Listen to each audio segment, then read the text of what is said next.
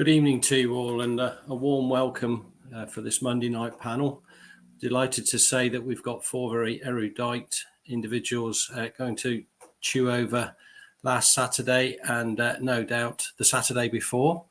And we'll also be discussing our very long journey to Harrogate next Saturday, and of course the big game on Tuesday night against Exeter. But without further ado, let's bring Vic on. Good evening, Vic.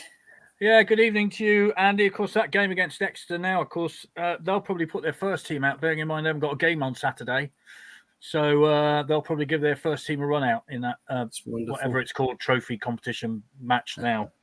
So that'll give them a chance of having a run out against us. I'm sure Absolutely. that'll be good. Before we get the full panelists on, I've just got a few church notices, haven't we, Vic? I've got the... Obviously, next Wednesday, we've got the 1985-86 event in the Legends Lounge. Pleased to say that over 200 people are attending. There are a few tickets left. So please go onto our website and snap up the last few. It looks like it's going to be a night to remember. Really, very much looking forward to it. Dig your old shirts out of your cupboards and wear them. That's right. We're using the retro shirts. Yeah. Another thing is that we're with the club. We're hoping to go to one of the hospitals, or Great Western Hospital in Swindon, to take some presents to the children there. So any donations will be wonderfully received. Please, you can just pop into the reception, drop them in. No more than £10 value, and then also we can we'll take them in the Legends Lounge at the next couple of home games. And if you are travelling away on the coaches and that, Chris she'll happily collect them as well. Want to mention about the ladies, the women. Vic, fantastic yesterday. Yeah, great win for them in the FA Cup first round. They won 6-0 against Sherborne. We'll talk a little bit more about that later on. But they've been drawn at home against Bournemouth, and that'll be on Sunday the 26th at a venue to be decided. But a great win for them yesterday, 6-0 against Sherborne. They're in something called the second round of the FA Cup, something I'm not terribly familiar with. No. But apparently that is next Sunday, the 26th of November at a 2:00 kickoff. Lovely. And talking of cup matches, of course, on Wednesday night at the County Ground, our under-18s entertain Wimborne in the cup. So that's a 7:00 kickoff. So go along there and support them. And one more piece of information for you. SAS Travel. Open for phone bookings tomorrow night from 7:00, and phone and personal bookings from Thursday. Harrogate and Accrington. There are limited spaces on both those trips. But if you've got match tickets and you want to go to either of those two venues, get in touch with SAS Travel, and they might be able to fix you up with the limited spaces they've got available. Lovely job, Vic. Thank you very much. Without further ado, let's bring our guests on tonight. Good evening, Kev. Good evening, Rob. Good evening, Phil. And a very warm welcome to Mr. Bowden. Evening. Good evening, all. Evening.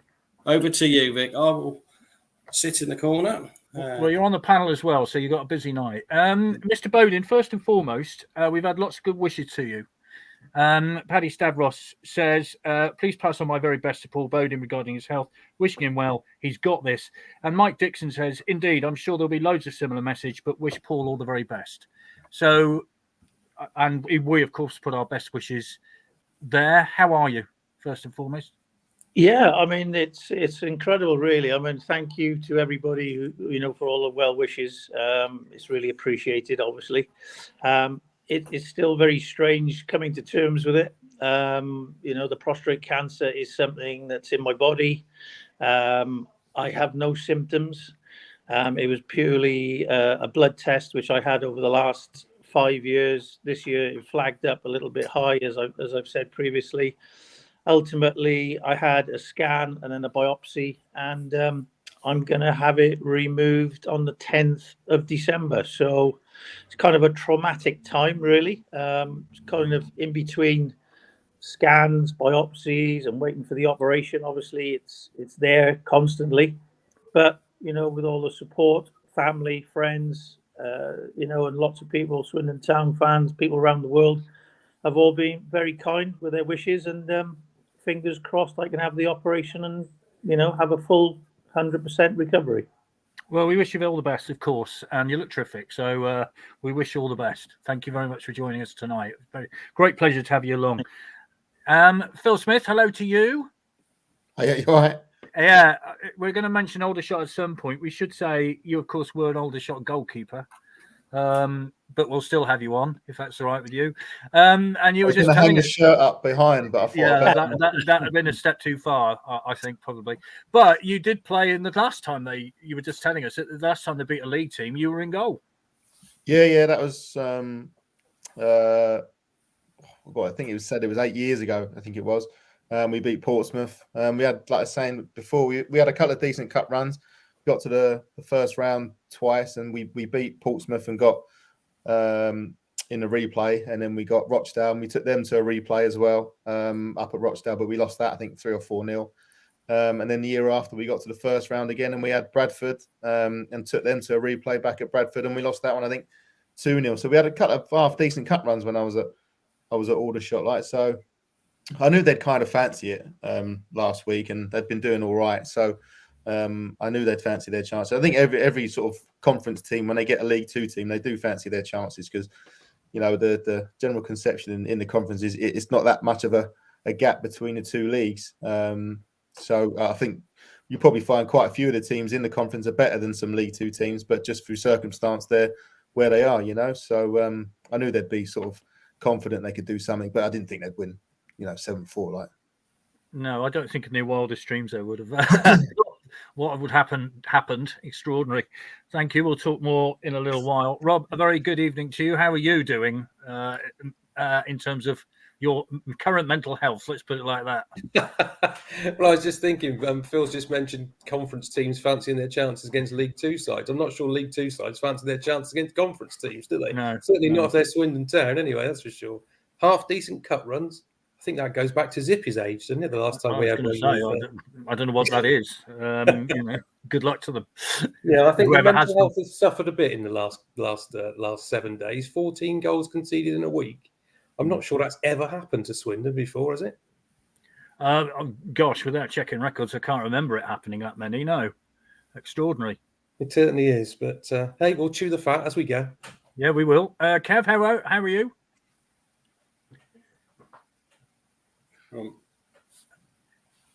You're on mute, but never mind. We'll put up with it. Are you there? Speechless. No, he's not there. He's speechless at the moment. Andy, how are you doing? Yes, very well, thank you. Yes, looking forward to Saturday. I don't know what time are we picking you up? At 6 o'clock or something ridiculous Something like that. Yeah. All good. We've been here before, and we'll be here again. Sean says, evening all, I'm getting a dancing squirrel upcoming. That's a reference to the Old Duffers videos. If only we could hear from Kevin, we could talk about it. James Spencer says, all the best, Zippy. Keep strong and you will smash it. Kevin Diston says, good luck, Paul. Derek Elston, best wishes, Paul. Stay positive. It's amazing what can be done nowadays. And yes, Sean says, could be worse, Zippy. You could have your son's shirt up, which one of those... other yellow type shirts, which we won't go into. Anyway, let's kick off.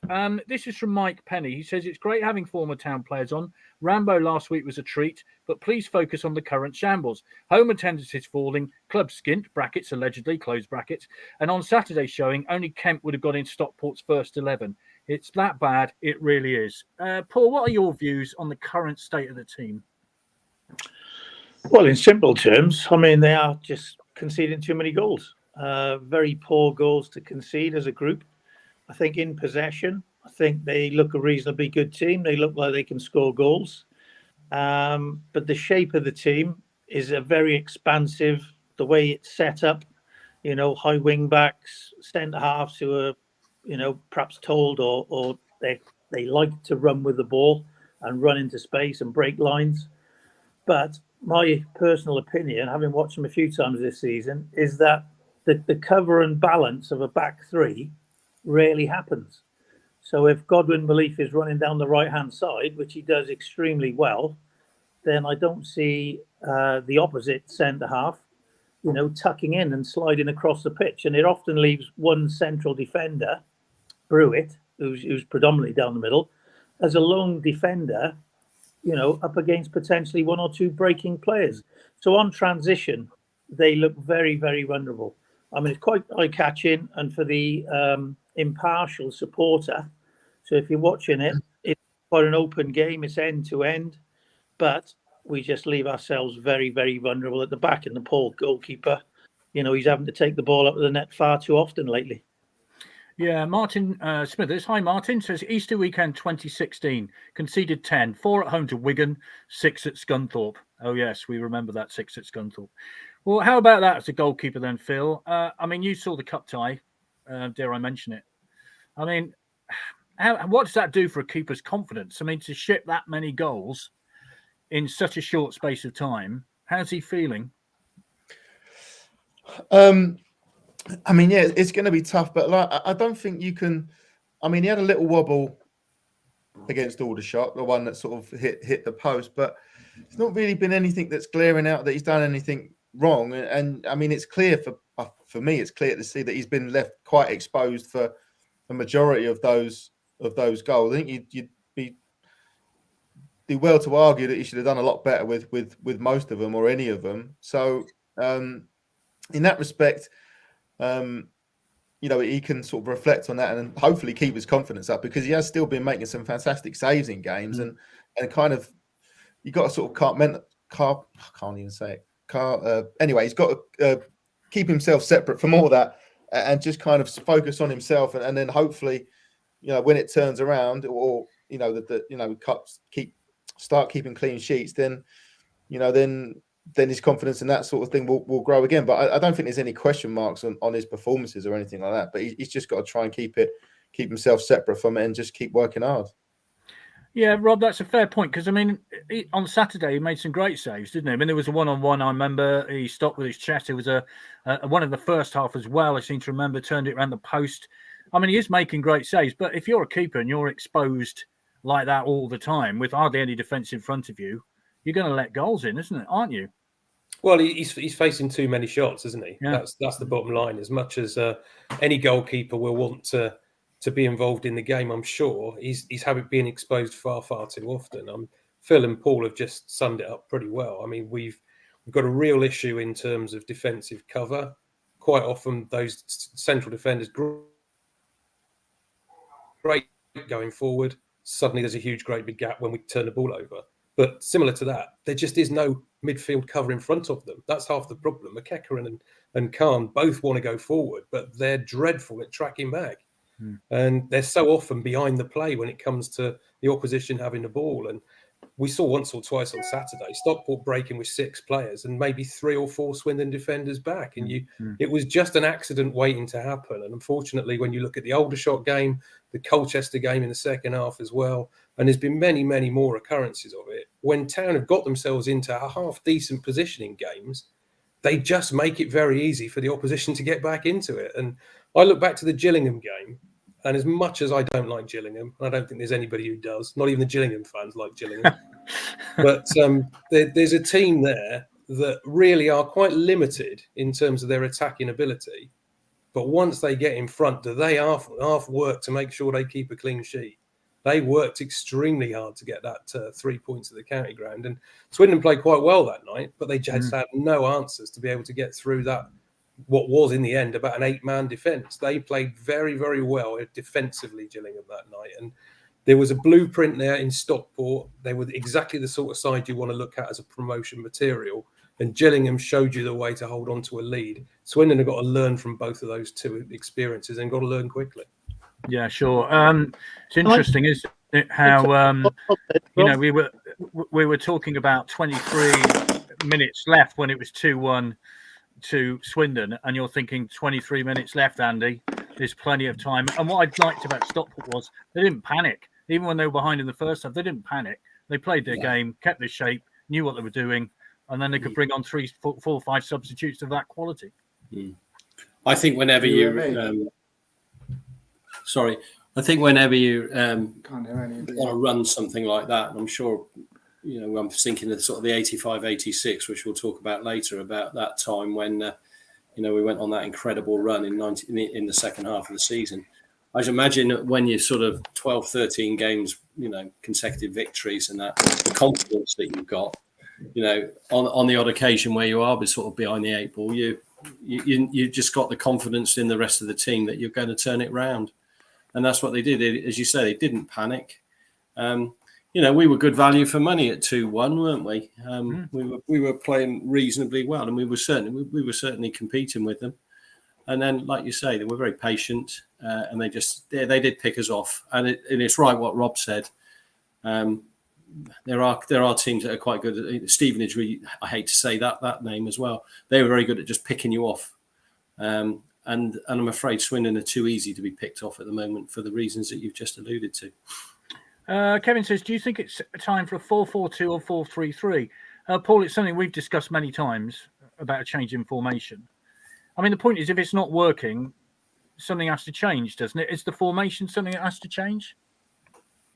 Well, I suppose when you recruit in players, if that's Michael Flynn's system that he really wants to stick with, I just think it's a few fine adjustments. I don't think there's major issues. I think Rob just touched on it there, the protection from the midfield.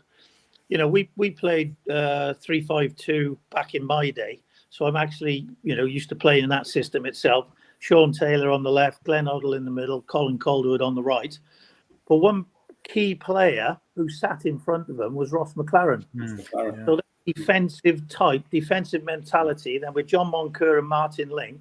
So the opposite to the way Swindon do it. Swindon do it with the two who are supposedly sitting, holding midfield players, with Kemp playing off the front, where we did it the other way around. We had one sitting, Martin Ling and Moncur, who was supporting the strikers. So you very rarely, although Can does sit in front at times, he's not there throughout the game. And I don't think he sees that as a priority to sit and protect the defence. And certainly McEachran's the more ball playing, so you wouldn't expect him to do that a lot. But one of them has to support the three defenders.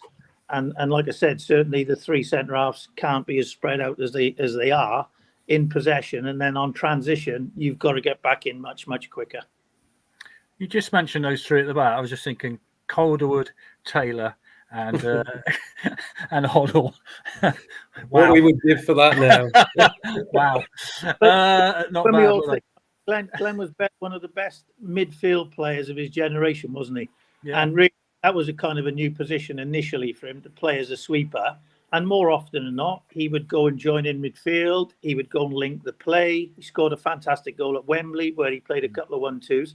But like I said, you've got Ross McLaren, who would just drop in automatically and become the third defender, or just sit in front of the two centre-halves and defend in front rather than at the back.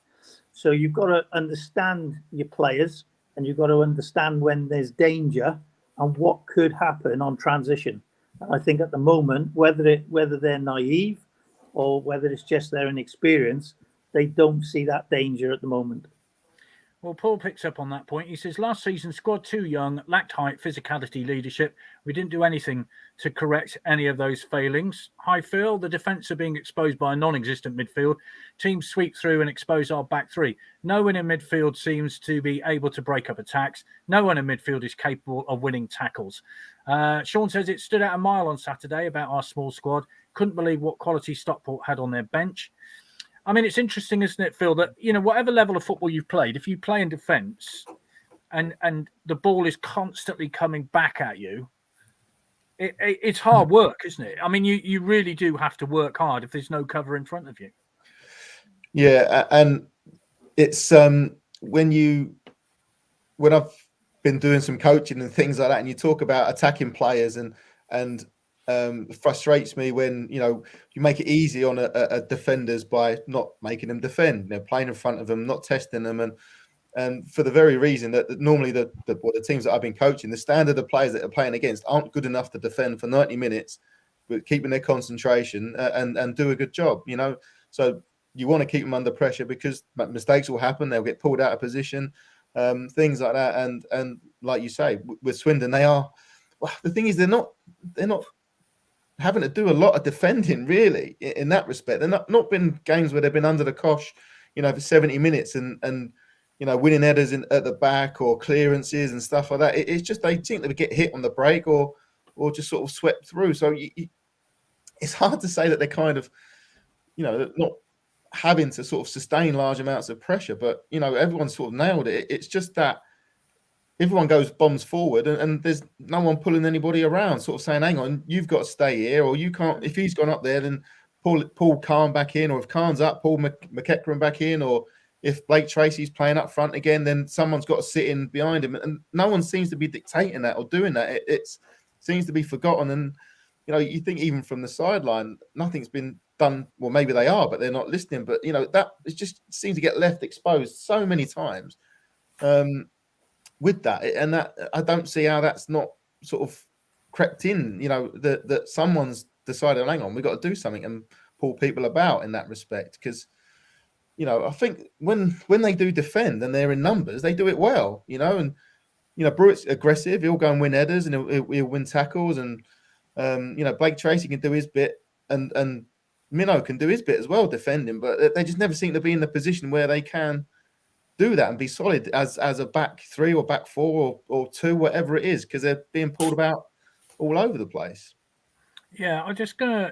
When we did this panel before the end of September, we said how difficult October would be. Played 6, won 1, drew 1, lost 4. Last win was on the 14th of October against Newport by 2-0. 5 games without a win, 4 defeats in a row. Saturday's Harrogate away, 14th place, 22 points. I mean, that we knew this, Rob, didn't we? Before we started October, we thought this is going to be a difficult month. And I keep going back to that first half against Notts County. That's when it seemed to all unravel for me, and it hasn't got any better since. That certainly was a big turning point in the season. I don't think there's any doubt about that. That first half in Notts County was where not only the team itself, but I think all of us who were watching actually realised quite how exposed we can get if we play against a decent side who know what they're doing. And I think one of the key things of the course of the last month has been teams have had 2 months to analyse Swindon now. They know the way they play. They know where the gaps are. They know exactly how to play against us. And that's when you need to have a squad depth or a change in formation to be able to adapt to teams who are ready to and equipped to play against the way that you want to play. And if there's one criticism I'd level at the moment at both the coaching style and squad depth, I say one, there's 2 there. Squad depth, we never brought the players in we know we needed at the end of the transfer window. We needed 3 or 4 more bodies. We didn't get them. And since we started that October run, when things have been going poorly for us, we still keep doing the same thing time and time again. We don't seem to learn from those mistakes. And that Aldershot game should have been that little break that we needed to say, look, if teams in the National League can see what we're doing wrong and they can expose it, we need to do something different. We played 2 games. I thought the first half at Colchester, we were adequate. We did okay, but we were against a team with absolutely zero ambition who came out in the second half and played completely differently and saw what our problems were. Stockport the same. Like you said, they didn't panic because they knew we would leave ourselves exposed at some point in the game, and it was then down to them to capitalise on it, and that's exactly what they did. Loads of comments coming in. Paul Bundy says, Brewitt reminds me of Ross McLaren. Think he could be better in a midfield defensive role. I'll ask Paul about that in a minute. Lee says, we do miss a Ross McLaren type player. Solid, hold the ball, slow the game down at times.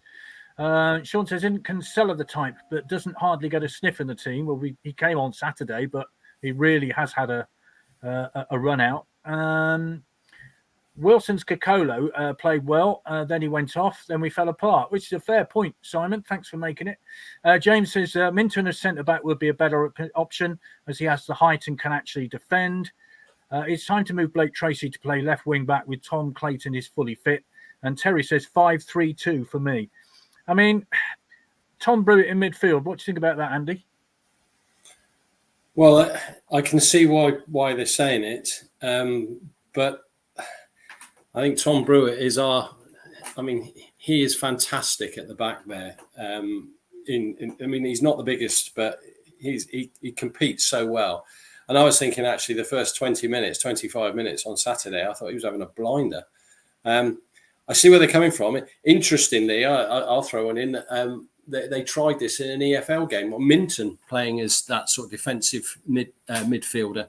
I mean, I think he was a little bit rash with some of his tackles that night, but it's crying out. I see where you're coming from. That type of person, it's definitely. And Paul's absolutely right. Ross McLaren, he immediately sprung to mind. You had sort of people like Jonathan Douglas, Anthony Grant in the time. And if you play this as sort of offensive game where you've got sort of Kemp as a free role, you do need that hold there. And it plugs the gap, and it also just it gels the team. So I just personally, I like playing back three. I think it's going forward. It makes it opens it up. But at the moment, I think I'd go back to a 4 and just get some solidity. And hate to say this, but I'd be happy with a point on Saturday. That's where we're at the moment.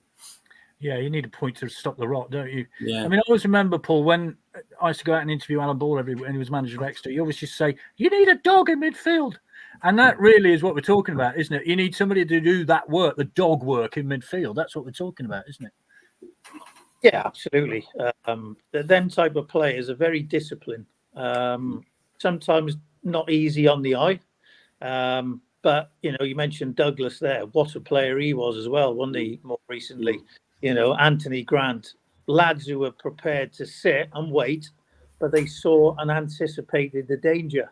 And that's an art in itself. The modern game almost suggests everybody's got to be easy on the eye. They've got to look classy in possession. But there's always two sides of the game, in and out of possession. And out of possession, what do you look like then? Can you defend? Phil's right. When they are in defensive positions, and I've seen it a few times where they're under a cosh a little bit, and they do defend the box quite well. But it's more in transition, I think, where they really struggle. That understanding, the communication, the demands of what we used to give each other years ago, where I don't think players, shout at each other and demand more from each other. If you're not in position, I've got to get you back in position. I can't hope you get back in position. I demand you get back in. And there's ways to do it. It's not all about shouting and bawling. It's just a bit of, general communication and helping each other become better as a group. Because individually, they do all look decent players. But collectively at the moment, we are all over the shop. That's interesting, isn't it, Phil? Because at whatever level you play football, somebody will always say, come on, we got to talk, we got to talk, we got to talk. So is there not enough of that going on, do you think? No. Well, it might be, but nothing's being done about it, whether they are. And that's what I kind of get miffed about. But I think that's then becomes an effect of the squad depth, where there's no real kind of threat to the squad and what they're going to do. So if they're not doing what they're told or asked by the manager, what can he do to change it around? He can't make wholesale changes, and he probably got one or two that he can play about with, that if they're not doing the jobs that he asks, that he can maybe bring them out. But that's over sort of 6 months, and I don't think it's enough. That threat of losing your place for not doing your job properly, I don't see. That's why I don't kind of see the desire, like you're saying, about sort of counter-attacks and getting players behind the ball and things. You don't really see the desire of the lads to get back to, they're running back, but they're not sort of running back to get the ball back or make a challenge or last-ditch challenges or anything like that. And even then, it's not like anyone sort of slapping anyone on the back to say, well done. It's like everyone's up there celebrating the goals and stuff like that. But, on the other end, it doesn't seem like that's sort of there, the defensive sort of togetherness a little bit. Do you know what I mean? So, yeah, they might be all together or might all be mates, but that defensive unit and back midfield, it don't seem to be kind of like that's, well done for doing that or blocking. And it don't really seem to be there. And, yeah, no one really seems to, I saw it at Aldershot when they went like 4-0 down, or when they come out at half time, they're all standing in their positions. No one's talking to each other like much, sort of geeing each other up or anything like that. So, maybe there isn't enough communication in there, or people just sort of, getting older people just to, like Bo says, to do their jobs and demand more of each other. Yeah, it's interesting, isn't it? That, we thought, Rob, didn't we? 4-0 at half time, right? Get them in, have us talk, sort it out. They'll come out with a different attitude. Straight away, they conceded, didn't they? It was pretty shocking straight away. Let's have a look. Dave the Chair. Hi, Dave. 3 games, 10 goals conceded in the second half. I mean, says it all, doesn't it, Rob, really? You're in a winning position at Gillingham. Obviously, we concede against Aldershot second half. We concede against Stockport second half. What's going on? Well, squad depth's been mentioned a couple of times, and to me, this is a fundamental. This second half showings. I think you look at the bench on Saturday for Stockport, the type of players that they had that they could bring off the bench to make a difference in the game, and you look at the team, the bench that we had in terms of making a difference in the game. It wasn't going to happen, and that's been a consistent theme with the lack of numbers in our squad over the course of the last 6 to 8 weeks. There isn't that competition for places that Phil was alluding to a few minutes ago. You just don't have that pressure from somebody working behind you who wants to take your shirt off you. So whether there is complacency or whether there isn't, that will always be a criticism when things go wrong, that people are going to level it that side. Because if they don't look like they're working hard enough, but they keep their place again next week, what does that tell you? And then you look again at the type of games that Swindon have had to play over the course of the last 6 weeks or so. They have been crying out for players to come off in different positions and shore up the game. We could have been certainly 3 points better off at Colchester, another 2 points better off at Salford, 2 points better off at Morecambe. The list goes on, doesn't it? We've dropped points against 10 men quite regularly. We've dropped points in winning positions in injury time quite regularly. It's been a combination of a number of factors over this horrible run of the last 6 weeks or so. But the reality is it still comes down to, if you're not performing and you haven't got that pressure behind you from somebody wanting to take your shirt or capable of taking your shirt, then there just isn't that same competitive edge, I don't believe. Yeah. Steve says, I'll ask you this, Andy. I'd like to know what the panel think on Charlie Austin's leadership skills, and does he really offer a great deal of our front line? There's been much talk about Charlie Austin. What's your views? He's working very hard, isn't he? But I think we said this last season. Charlie's great strength was he's a fox in the box, isn't he? He's got that was why he was bought. Now I don't know where he clearly obviously playing to orders, but I'm not so keen him coming back, tracking back, and everything like that, because when we then break, he's not quick enough now to get back into the position where we want him to be. So that might be down to orders, or if it's just him doing it, then the manager should be saying something that it's just clearly not right. In terms of captaincy and leadership, personally, I would have Brewitt as captain, because to me, he's the one that he is the one that's probably the most vocal, and I think he's the one that that will get the team going.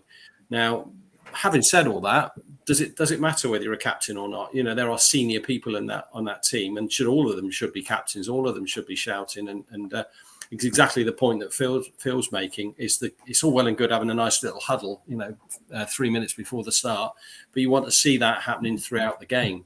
You want to be sort of supporting and punching your fist and everything like that. So Brewitt for me is captain personally, but there's many captains out there, or should be. Lee Cole, no offence to Charlie Austin, but I give Brewitt captaincy. I feel he'd communicate well.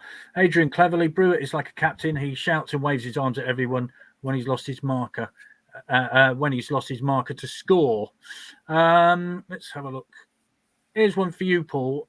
Kevin says, does the panel think it's right to publicly slate the players after a game by saying some of those players will not be here after January? How does that help things at the moment? Presumably, I didn't hear the post-match interview, but I'm guessing that Mike Flynn must have said that. Yeah, he did. Does that help? Well, I think the fact that the squad is so small, it wouldn't help. And as you've all alluded to already, you can't make too many changes because the players are not there that can go and replace them. So maybe he's just looking for a reaction. Like all of us, we're all disappointed with the amount of goals that are going in against us, and maybe that's his way now. He's probably been nice and managed the players. Now he's thinking, I've got to start digging them out. Now, should you do that in public? Or maybe he's just frustrated himself. He's probably saying the same message to the players constantly, and they're not listening. So finally he's broken and he's decided, I'm going to go public with this, and I'm going to tell you as it is. He's always been an honest manager. I knew Flinny way back in his Newport days. They had a lot more experience in the team that was really successful down there, especially in the cups. I mean, they did tremendously well. So I'm sure he's frustrated. They would be working on it. Phil's not long out of the game. He's still coaching. You work on things. And the fact that they're conceding these goals, I'll guarantee they are working on their defensive side. Now, when the referee blows the whistle on a Saturday or a Tuesday night, it's over to them. You can do so much on the training ground, but ultimately you're relying on the players and you're putting your trust in them. The fact that they can't make too many changes, that's probably a frustration. I think I've heard him a few times talking about the squad. It's not as big as he'd like, and he was always trying to get one or two more players in. Kokolo did okay on Saturday. I thought, that was his first game, having only trained for a few weeks.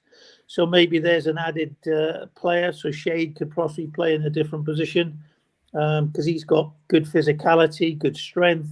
He seems to do well whenever I've seen him play. So, yeah, the manager's probably totally frustrated. You can say things so much to the players, but ultimately they have got to put the things you tell them into action. And they're obviously not doing that. Okay, lots of comments coming in, so thank you very much for sending them. Darren says, in the nearly 50 years of watching the Town, the Aldershot game is the worst performance I've ever seen. It was pathetic. Then 2 dismal defeats since. Relegation, anyone? Phil, top of the table. Then we'll go top of the table with the game in hand. Then we'll go into the playoffs with the game in hand. Now we won't go in the playoffs with the game in. We're doing that, aren't we? We're not doing that. We're doing that. How worried are you about this season? I'm not worried about relegation. I think when you look at the teams that are down there with 10 points, 11 points, that's a big gap to make up. So no, I'm not worried about relegation. And then the other side of it is that all right, sort of doom and gloom at the minute, but I do feel, when it does work, and the talent of the players is there when it works. I think it just does need just a few players to get into them, with the threat of losing your place, with the freshness and legs, with the being able to change it around the bits and bobs, and the way that the manager wants to play in that. And I think it can do well. We've seen it can do well the way they started the season. I think it's just fallen on that squad depth and because the quality's there with the players. So I think come January, hopefully they can get a few more bodies in the door, and I think they'll have another go again in the new year, and the playoffs could be a possibility. But no, relegation is that's a non-starter for me. How about you, Rob? I hope and agree with every one of Phil's sentiments. I think the thing is, when you're a supporter, it's totally different, isn't it? Obviously, having played the game like Paul and like Phil have, you're always well aware of how big those gaps are and how difficult they are to close. When you're a supporter and all you do is watch your team lose week after week after week, you do start to panic, and people are panicking, genuinely panicking about the fact that this season is beginning to go backwards at a rapid rate of knots. And we all know that if you get on a bad roll, it can sometimes be extremely difficult to get yourself out of it. And that's what Swindon are finding at the moment. Andy said a few minutes ago about he'd accept a point at Harrogate at the moment. We need a result to put ourselves back in the picture once again, and everybody to start getting back on board. It's only, you said a few minutes ago, at the end of September, we had this panel. You couldn't be more positive. No. And we are the complete opposite at this moment in time, just because of the way results have panned out over that period. And I think what it's shown to us, which we hadn't seen in September, was there are significantly better teams than us in this division. I think up to that point, we were pretty much on a really optimistic bandwagon that said, look, we're better than everybody else here. We score goals for fun. It doesn't really matter how many we concede because we're just going to outscore them anyway because we're just better than everybody else. And we've had a very, very rude awakening over these last 6 weeks. The goals that have gone in, the games that we've played, the really difficult sentiments after some of those games to try and articulate. And certainly Mike Flynn, you mentioned a minute ago in terms of his post-match interviews, I think he's run out of options. I think that's half of his problem. I think he's not getting the reaction he's looking for. So he's going to try everything he possibly can to try and get those players to perform just that little bit better for him. And I'm not worried about relegation. I will say that at this stage in time, there's no need for us to panic. And that, I think, is what people are doing. People are panicking. We need cool heads at this moment in time, both on and off the pitch. The only way we'll turn it around is cool heads. We won't turn it around if we start to panic and go headless chickens all over the place. We've seen that. As I say, another month, if it carried on like this during November and we were having this discussion in December, then I think people might start to think of it in a slightly different way. Yeah, it'd be interesting to see what happens Boxing Day. A little matter of Wrexham coming to town, etc. Mike Penny says, best wishes, Paul. It's another one adding his best wishes. And he also says, refreshing what the panel is saying. However, the owner claims the club is skint, brackets, allegedly, close brackets. How are the 4 or 5 players coming in January? I mean, Andy, there was a lot of noise last week, off-the-field problems. Is that affecting people? I mean, let's be honest. I had a rant last week because I'm fed up with the back teeth of the whole lot of it.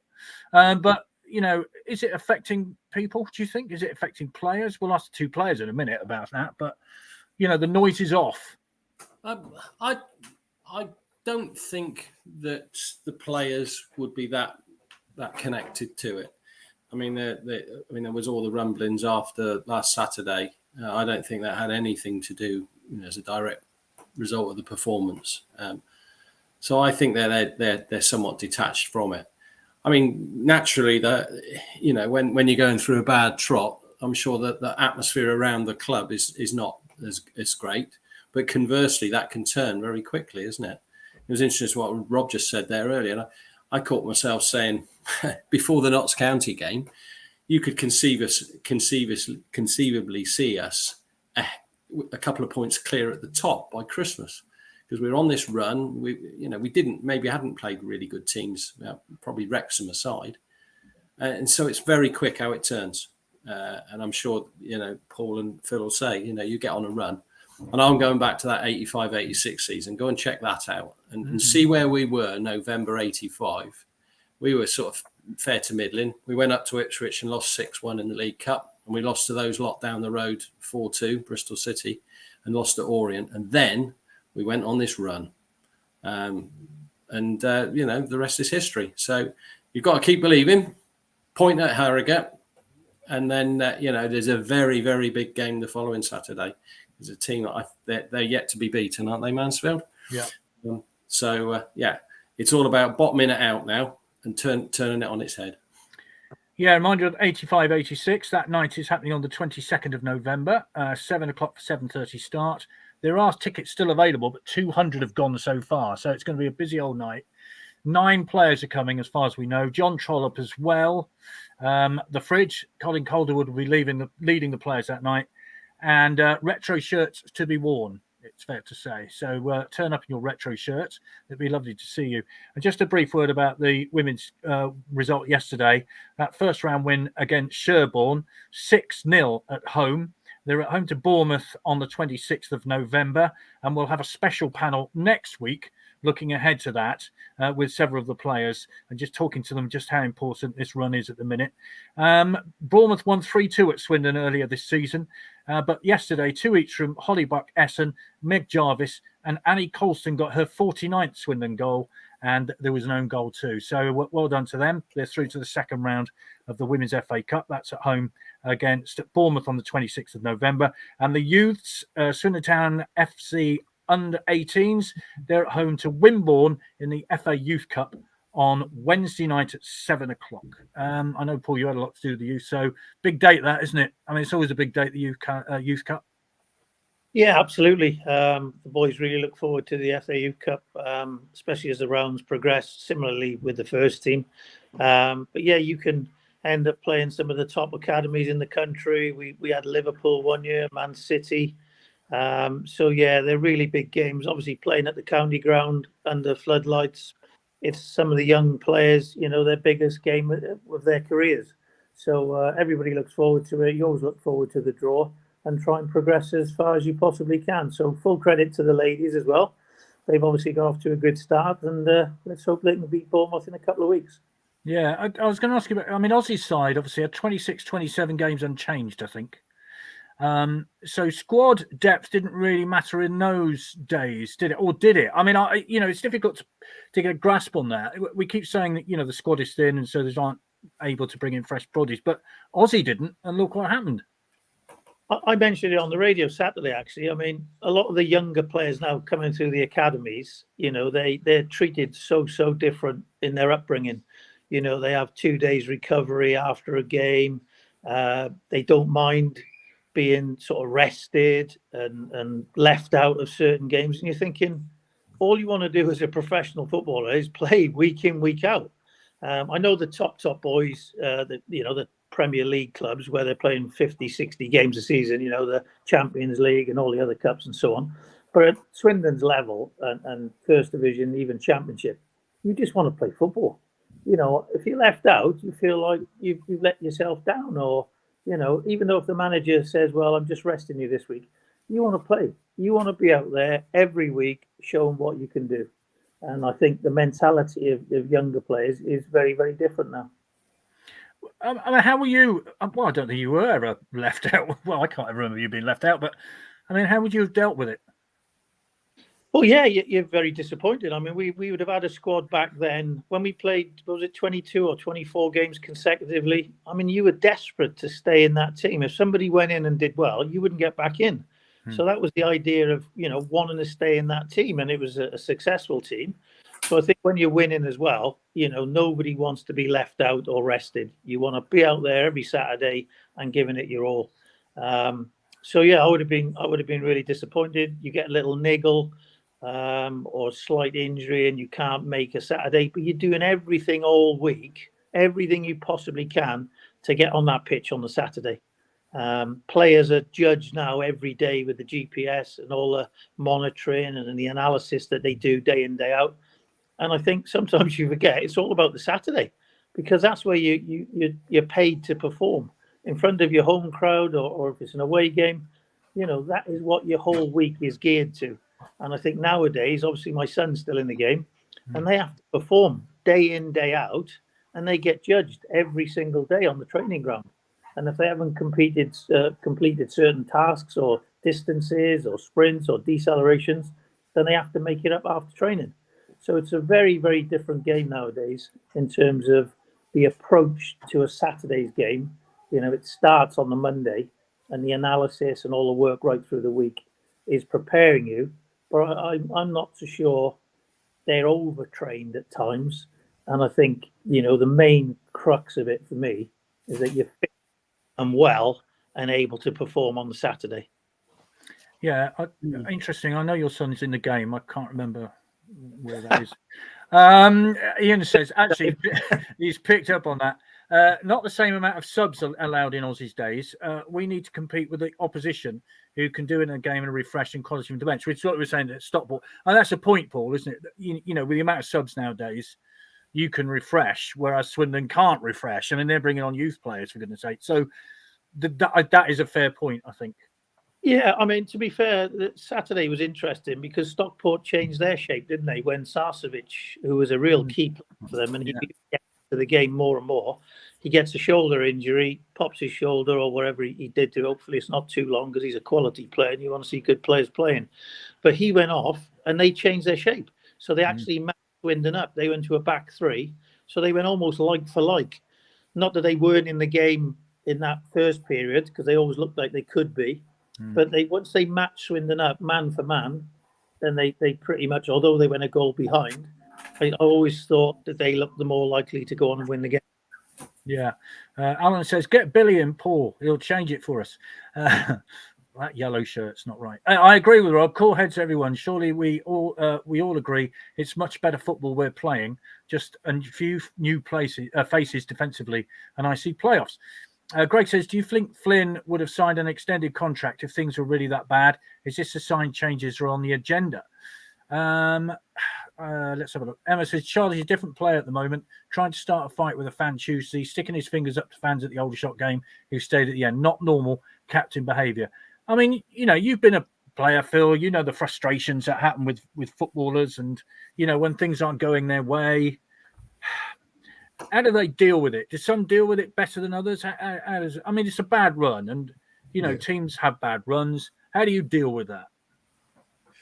Well, yes, obviously some people deal with it better than others, but when you're playing and you're doing everything you can, in the game during the week, and it's not going well for you, it's frustrating because people don't always see what goes on behind the scenes and how hard you're working, and maybe difficulties you've had to overcome to get to the, you know, where you are at the game, or you know, whatever goes on, and you know, sometimes it, you know, all right, yeah, at the Aldershot game where there was, you know, it was a bad day, you know, there's no limit to what the supporters will say to you or do to you. So so if he has a little bite back, I don't think that's the end of the world. It shows a bit of passion, you know, maybe. And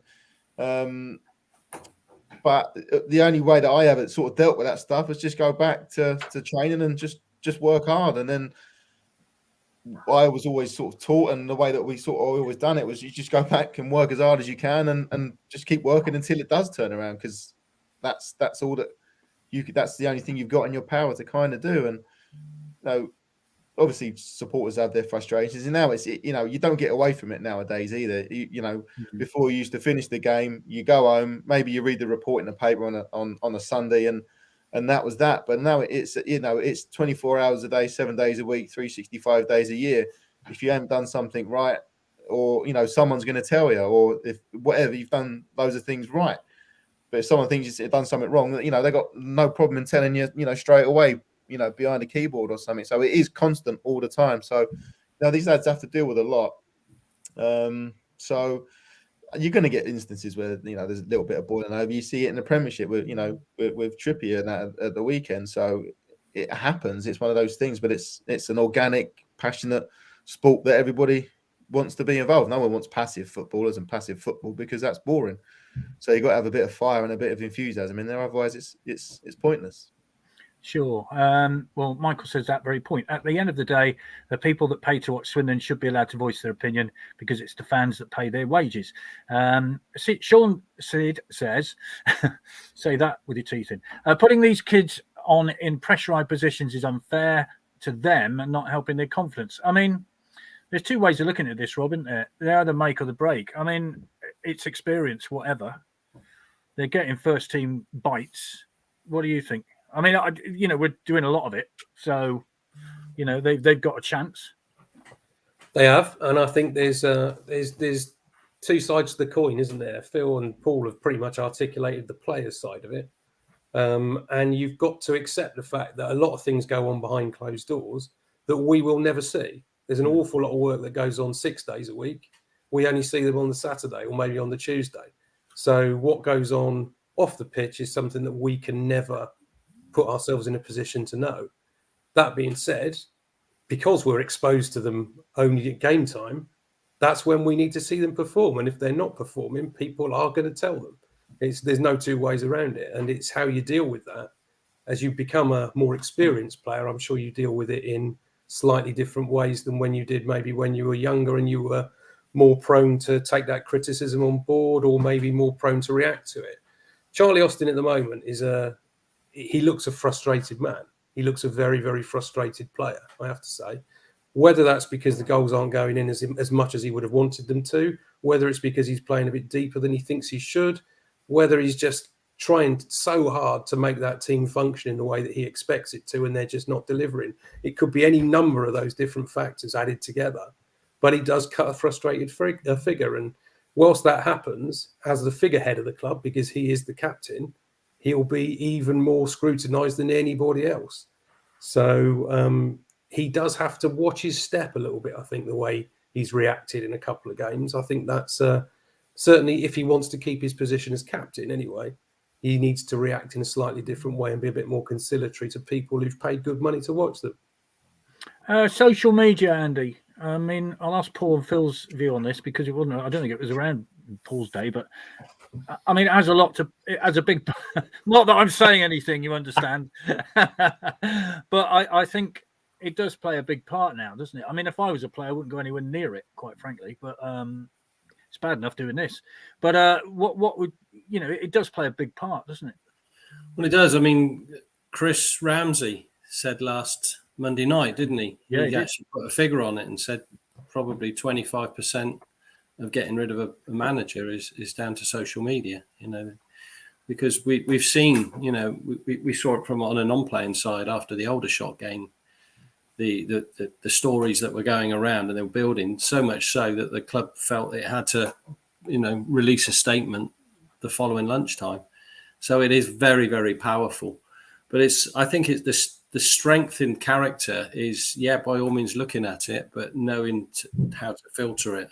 And I mean, it's no different to probably years gone by to going into sort of the snug of a pub on a Saturday night. You'd have heard as much rubbish there as you probably see on a lot of the social media sites. So it's learning that these young players not to get too sensitive to it and realise that it's a 46 game season. And they'll get some pelters when things aren't going well, but it will also turn very quickly. And this team is pretty good. I think, we've seen some incredibly entertaining football this year, and there's some very good players there. And I think we're just lacking a little bit. We've alluded to the fact that we've missed out, defensively, we do need to tighten up. But if we can tighten up, this side are capable of performing very well. And then everything will turn, and it will be a lot happier place. I think I'm right in saying it wasn't around when you were playing, Paul. If it was, I do apologise. It wasn't, though, was it? I mean, how would you have dealt with it? Well, I think you've got to have parity in life, in your game, in your career, and in your general life, haven't you? I mean, when you're going well, you enjoy it, but you don't get too high.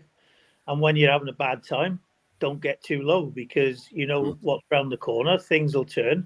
As when you're doing absolutely fantastically well, as I found out, 11 weeks ago, everything's going great. And all of a sudden I get hit with a bombshell. So how do you deal with it? Do you get really down, or do you just say, right, well, what's the solution? What's the procedure? And you get on with it. And on the football pitch, what's going wrong at the moment at Swindon Town? Well, we're conceding goals. I'm a defender. I've got to start doing more, and I've got to get the guys around me to do a bit more, and we need a bit more protection from the midfield, and defending always starts from the front. So are the front two doing enough to stop things happening back there? Do the midfield block and screen? And then as a back three, back four, back five, wherever we play, are we doing enough to stop our goalkeeper getting shots, crosses coming in? Are we doing enough to help Phil? And if we're not, we've got to look at ourselves, and we have to improve. So parity, social media wasn't around. I mean, we were lucky to see any goals until Monday evening's local news. But now, within 30 minutes, 40 minutes, it's all over the TV on different channels. So you can watch, you can study. So the bonus is there that you can study else, you can analyse the opposition, you can see how things are progressing or not progressing. Much clearer nowadays. And much quicker. So, you don't have to be waiting till a Tuesday, Wednesday, Thursday video to come through where you actually watch the opposition, because that's how long we had to wait on our VHS videos to watch the opposition, or even watch yourself on a video. So it was much different then. The scrutiny is on the players. Like Phil said, it's 24/7. So don't get too high, don't get too low. But if you're working hard and you're doing all the right things day in, day out, what's the old saying, the golfer? The harder I worked, the luckier I got. And that was my kind of philosophy. Keep working hard and things will slowly turn for you. Fair enough. When you watch the VHS, did it have those little sizzly lines going across the bottom? Derek says, I'm sorry, but I can't agree in total with what's being said. As if someone is giving you dog's abuse, then you need to realise that at some point you'll have that return. If you're going to give it, be big enough to accept the consequences. Charlie would be a great coach for the youth instead of playing now. Or perhaps he's fed up when we are leading only for the poor defence to capitulate. I mean, I know, Phil, you've talked openly about, the struggles that you had when you were a player. I mean, what some of these players are going through. I don't know what counselling is like in football. I don't know if there is any. I don't know what it is. I don't know what it's like. But, if they're young players, they've got a long time, hopefully, in the game, haven't they? And, they have a lot to put up with. So how do they deal with it? Well, it's very difficult. And this thing gets banded about quite often. And it frustrates me quite a lot when people say, well, I pay money to go and watch football so I can do and say what I like. Because that's not in any other walk of life acceptable. It's because the passion's there with the football and the love's there. That's where sometimes it gets a bit too much. And with these young lads, you've got to sometimes think that these are young players at the start of their career. They're learning life, learning football, and they are expected to be perfect. And because you pay your money and you watch a team, if you don't get perfection more often than not, then you're allowed to say what you like to them. And that, for me, doesn't sit well, because it doesn't happen with any other walk of life, So I think that's unfair. And then when these lads have got to deal with that and they're trying to build a life and build a career, it doesn't happen all the time. And you say, yeah, you got to take the rough with the smooth. And sometimes it's not always smooth. And it's tough. And to say, how can you get through it? Well, you've got to find whatever. Everyone's different. And you've got to find whatever works for you. Like for me, and like Bo said, it's just go work hard and make sure you've done everything you can to get yourself ready to play in the game. But then even then, it doesn't always work out. Get support from your coaches and things like that to sort of say, what can we do to help out, and your family and things like that, and try and switch off from it, because it can get evil and what people say and do. And it even doesn't even have to be a lot. If you're in a bad way, in a bad place, and doing everything you can and still playing badly, it doesn't have to be anything too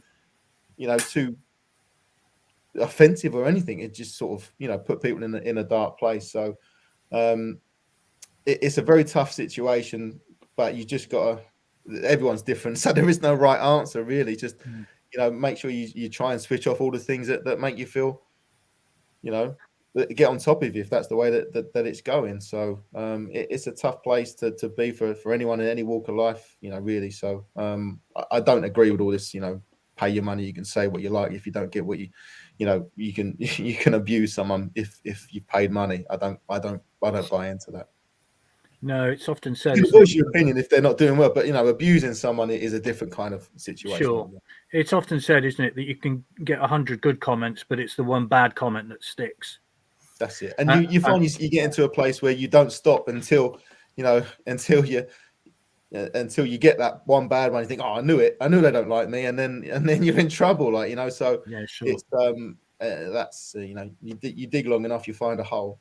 Sure, absolutely right. I understand that totally. Right, let's look ahead to Saturday then, Rob. I think we'd all take a point now. I want to win. I want to go up there and win, because we were abysmal there last year, but that was the first game of the season in July, for goodness sake. It wasn't a proper football match, was it?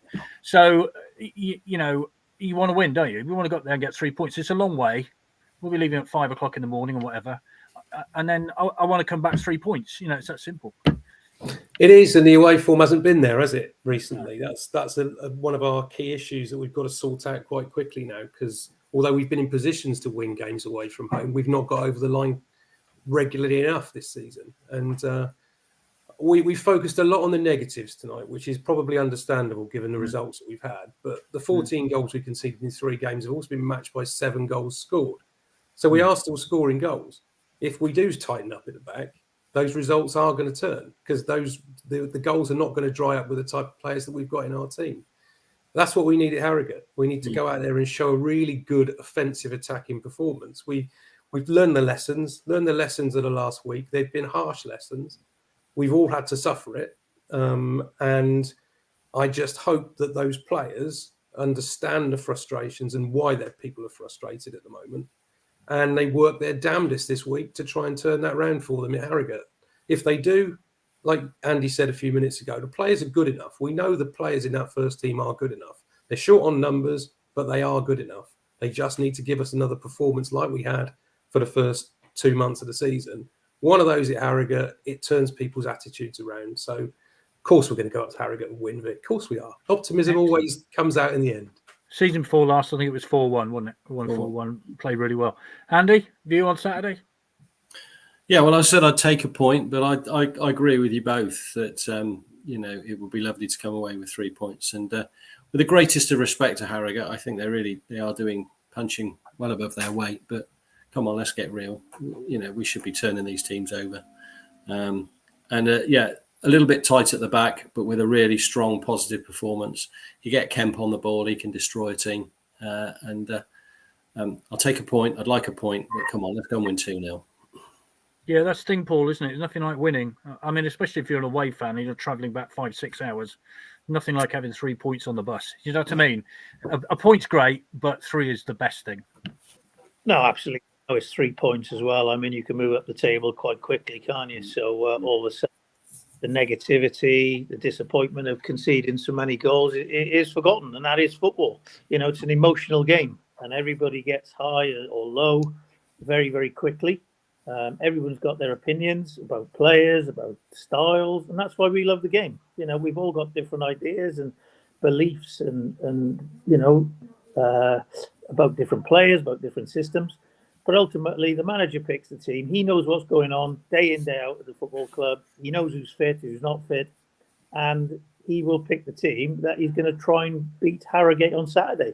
And, you know, a 1-0 victory would make everybody happy, the defenders and the 3 points and all the supporters going up there. It'll be a great trip home. So let's hope, you know, we've been quite sensible in our analysis. You know, we are conceding far too many goals. We've all said the team's good enough, but it's up to them to step up now and start showing that they can defend as a group, as a unit, or 3 units, front, middle, and back. Let's stop allowing crosses, shots in and around the goal, and let's go and score a goal or 2 up the other end, and everything will be rosy again in the garden. It will. Phil, that's a good way of putting it, isn't it? Yeah, no, absolutely, and we all know it's silly how football is. It only takes one little thing, one little spark, whether it's a tackle, whether it's a goal, whether it's a clean sheet, a save, whatever it is. It only takes one little thing to turn games and winning streaks, losing streaks around, or seasons around. So, like everyone said, you know, you go there and with a fresh sort of look on it.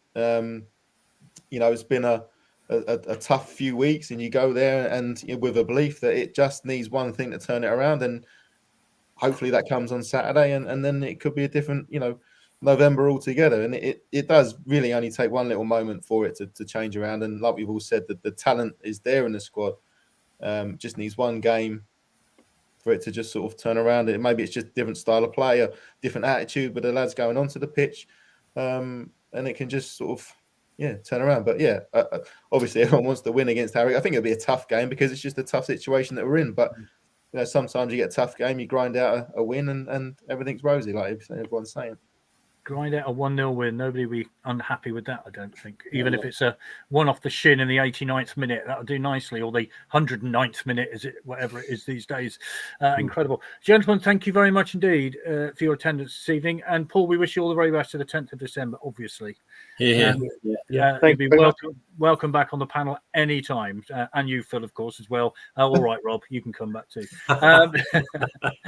There you are, Andy. Thank you very much. Really appreciate it. A very good evening, and we'll see you very soon. Thanks, guys. Good night.